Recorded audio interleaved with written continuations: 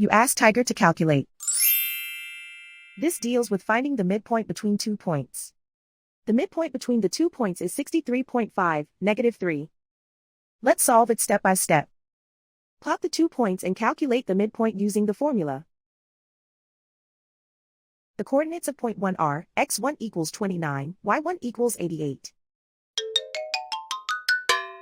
The coordinates of point 2 are x2 equals 98, y2 equals -94. PM represents the midpoint of the 2 points.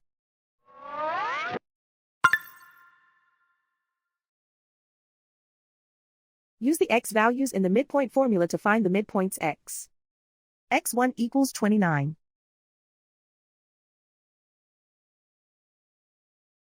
x2 equals 98. Simplify the arithmetic.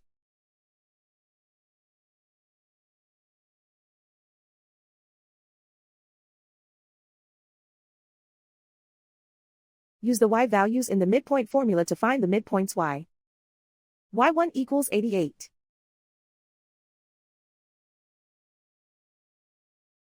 y2 equals -94. Simplify the arithmetic.